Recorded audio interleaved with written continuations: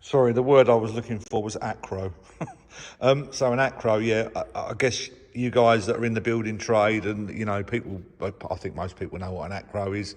What basically the use of that is that with the Apex, on a 3.5, for example, we start that at approximately 7 foot in the air, and that, like I say, that is the starting point of everything. So, you know, unless you've got someone that's prepared to go up a ladder and hold quite a heavy item for quite a length of time, then I would recommend getting yourself an acro. For those, if you don't have an acro, I had to buy one. It cost about 30 quid. You can hire one for a week for about a tenner. Buy it from, I don't know, you guys probably know better than me, but, you know, Screwfix, someone like that, or local hire company. But honestly, well worth its weight in gold. The only thing I would say though is you want to make sure, and I don't know whether it's the standard thing or not, but you want to make sure that there's a hole running through the middle of it, obviously to take the Apex. Otherwise, you're going to be balancing on that thread, which isn't ideal. So that's basically what I would do with that. What else have I got? Let's have a look. I think I pretty much spoke about everything there. With the exception of this stuff. This is, I'll show you this over there in a minute, but this is, this comes with the 3.5, so I don't know why it doesn't come with the others. Maybe it's something to do with the length, I'm not quite sure, but it basically goes on the underside of the bottoms. It's a rubber foam is all it is, like with an adhesive pad. I don't know whether it does any good. It's something that they gave us. It's something that we used. I don't know whether it's a help or a hindrance, to be honest. But anyway, I'll show you that over there. Now, just a couple of sort of top tips, really. I've given you the acro one. That without a doubt is a must. You will struggle without an acro. You want to get it, like I say, about 7 foot in the air, give or take. But equally, allow yourself plenty of thread on the acro to both go up and down. We again learnt that the hard way. So you will need to sort of adjust that as you go.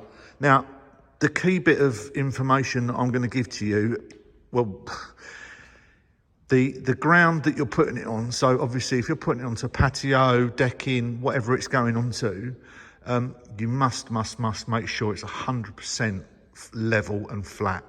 If you don't, you will pay the price when it comes to putting the polycarbonate in. So that is something that you need to get right. Otherwise, you know, you're in a world of hurt. Anyway, that's that. If I've missed anything, then shout. But I think I've pretty much got it. Just go back to one more thing. Sorry, I'm waffling. Once you've sent the powder coat off, so the bearing bit. Remember I showed you that bit earlier. This is how you're going to get it. Okay, so it's going to come as a bearing. It's going to come as a couple of Allen bolts, and these two bits come separately. So you're going to get that powder coated, this powder coated. Obviously the bearing's not. Inside where the bearing houses, make sure they don't powder coat that because you won't get the bearing back in, okay? The same applies to the Apex. So the bearing is going to go onto there. Again, make sure this isn't powder coated. Also get them to tape off the thread, both sides. Because again, if that gets powder coated, you're not going to screw your bits and pieces on like this. Once you've had it all powder coated, and just to add, I would also recommend, it's up to you, speak to your powder coater. I'm going to give you my powder coater's number. So if your powder coater's not sure, wants to talk to a guy that does my stuff down here, obviously he can speak to Ollie and he'll talk him through what he does. But so once you've got everything powder coated, and obviously you need to put this bearing back together, you know, I know I've spoken to a couple of you and you're more than happy to push your bearing back in, which is great, but equally there's going to be some of you that aren't. So what I would say is, if you go to your local garage, whoever you use for your car, they're bound to have a press. If they haven't, they should be shut down. But they will. I mean, my guy does ours for me. You know, it's like a £5. So what you want to do is basically get this back to that, but on there. And they will just literally bolt it back together for you. press it back in, job done.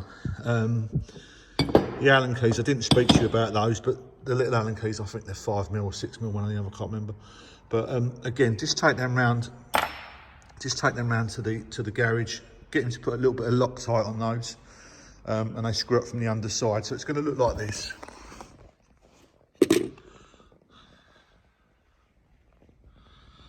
Yeah, hopefully you can, and it's going to sit on the top there. So that's what you're after, okay? Right, I'm going to pause you now and we're going to go and have a look at the big stuff.